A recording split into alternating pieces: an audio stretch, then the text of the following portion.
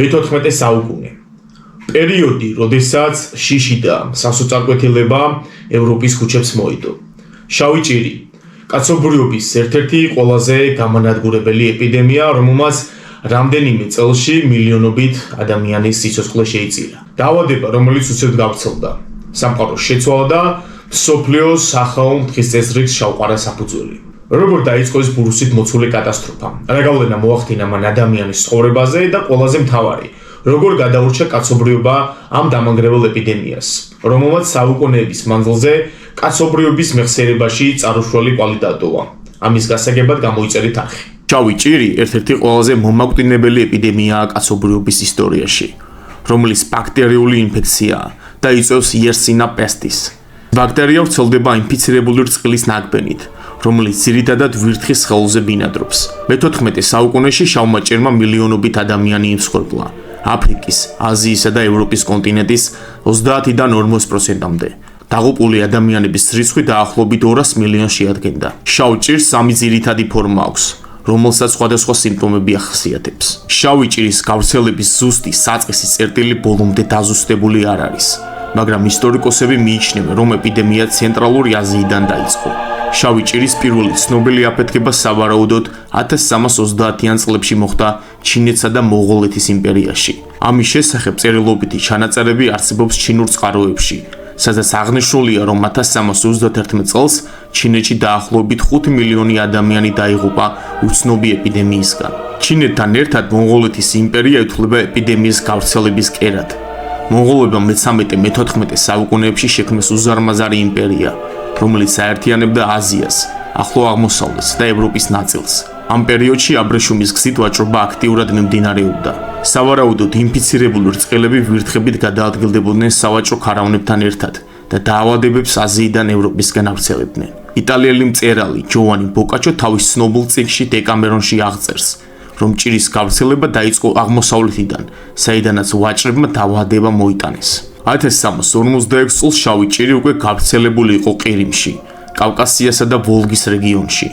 ამ პერიოდის ერთ-ერთი ყველაზე დრამატული მოვლენა მოხდა კაფაში, თანამედროვე ფეოდოსიაში, უკრაინაში, სადაც გენუელთა სავაჭრო კოლონია იყო განთავსებული. შემორჩენილია იტალიელი მღვდლის გაბრიელ დე მუსის ჩანაწერი. მონღოლთა არმიამ, რომელსაც შავი ჭირი მძიმე დაატყდა, ინფიცირებული მებრძოლების ცხედრები კაფაში, გენუელთა ვაჭრების დასახლებაში კატაპულტებით შეისრულეს. ამ გზით დაავადება ქალაქში გავრცელდა და გადარჩენილმა ვაჭრებმა, რომლებიც გაიხსნენ გენუასა და ვენეციაში, შავი ჭირი ევროპაში შეიტანეს. ეს იყო ერთ-ერთი მთავარი მოვლენა, რომელმაც შავი ჭირის ეპიდემია ფართო მასშტაბებზე გაიყვანა. 1357 წელს კაფიდან გაქცეულმა გემებმა სიცილიის ქალაქ მესინაში შეაღწიეს და ქალაქის მაცხოვრებლებს გადასცეს ეპიდემია. სიცილიელებმა შენიშნეს, რომ გემებზე მყოფი მეზღვაურები დაავადებულები იყვნენ. ზოგი უკვე გარდაცვლილი იყო. ზოგს კი კანზე შავი ლაქები და ბუბონები ჰქონდა. ქალაქ მესინის ხელისუფლებამ გემები პორტიდან განდევნა, მაგრამ უკვე გვიანი იყო. დაავადება მალე მოედო იტალიის სხვა ქალაქებსაც. 1358 წელს შავი ჭირი უკვე საფრანგეთში, გერმანიაში, ესპანეთში, ინგლისში და ევროპის ყველა სახელმწიფოში მძინვარებდა. შავი ჭირი არა მხოლოდ ევროპაში, არამედ ახლო აღმოსავლეთში, ინდოეთსა და ჩრდილოეთ აფრიკაშიც გავრცელდა. ბიზანტიური და არაბული წყაროები მიუთითებენ, რომ კონსტანტინოპოლი და დამასკო ეპიდემია უმძიმესად დააზარალა. ეგვიპტეში 1359 წელს მოსახლეობის 40% დაიღუპა. შავი ჭირი კაცობრიობის ერთ-ერთი ყველაზე მასშტაბური კატასტროფა იყო. მან მოსახლეობის, ეკონომიკის, სოფლის მეურნეობის, რელიგიის, კულტურის განადგურება გამოიწვია. ეპიდემიის შედეგად მსოფლიო შესვლელი დარჩა. ფეოდალური სისტემა დასუსტდა. შრომის ღირებულება გაიზარდა და რელიგიური, კულტურული შეხედულებებით შეიცვალა. ევროპაში 50-დან 75 მილიონამდე, ჩინეთში დაახლოებით 50 მილიონი, აფრიკაში და აზიაში თითქმის მოსახლეობის მე-13 დაიღუპა. დაცარიელდა ქალაქები და სოფლები. გაჩერდა ვაჭრობა, დაიწყო ფასების მკვეთრი ვარდნა და ასე შემდეგ. ეპიდემიამ საზოგადოებაში დიდი ტრავმა და შიში დატოვა. ხალხი ფიქრობდა, რომ ჭირი ღმერთის რისხვა იყო თავიანთი ცოდვების გამო. შავი ჭირის შედეგად ეკლესიაც მძიმე კრიზისში აღმოჩნდა. ბევრმა დაკარგა რწმენა, რადგან ლოცვები ვერ აჩერებდა ეპიდემიას. ამ ყველაფერთან ერთად კი საფუძველი ჩაეყარა კაპიტალიზმს და რეფორმაციას.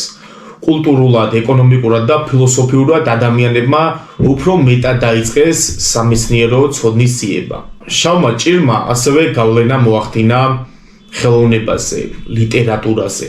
Memento mori, გახსოვდეს რომ სიკვდილი გელის. ხელოვნებაში სიკვდილის თემატიკაც დომინანტური გახდა. დაიწყო მედიცინის, როგორც მეცნიერების უფრო მეტად შესწავლა.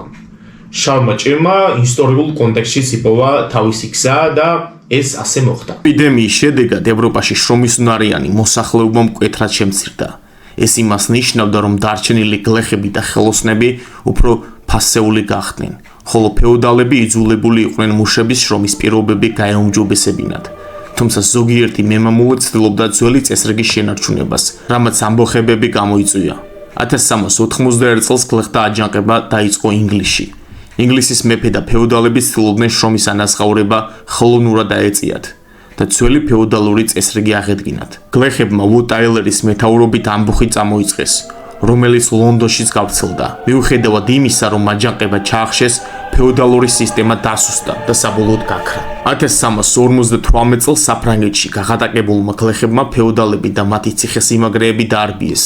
ის იყო ჟაკერია, გლეხების ამბოხი. შავმა ჭირმა გავლენა იქონია აგრეთვე ასელიან ომზე, რომელიც ზუსტად ამ პერიოდს ემთხვევა. შავი ჭირი ერთდროულად არ დასრულებულა, არამედ თანდათანობით გაქრა სხვადასხვა რეგიონში. ეს გამოწვეული იყო რამდენიმე ფაქტორით.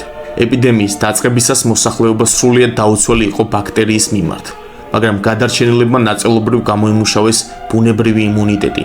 ვინც დაავადებას გადაურჩა, ხშირად განმეორებით აღარ ავადდებოდა. ვენეციამ და სხვა ქალაქებმა შემოიღეს კარანტინი. ყველა გემს 40 დღით აკავებდნენ, სანამ ეკიპაჟს ქალაქში შესვლის ნებართვას მისცემდნენ. გაუმჯობესდა საყოველთაო ჰიგიენა. მართალია შავი ჭირის შემდეგ პერიოდში რამდენჯერმე დაბრუნდა, მაგრამ მას არ ჰქონდა ისეთი დიდი მასშტაბები, როგორც პირველად. დიახ, შავი ჭირი კატასტროფა იყო, რომელმაც მსოფლიო შეცვალა, გაანადგურა მილიონობით ადამიანი, მაგრამ გარდაქმნა საზოგადოება.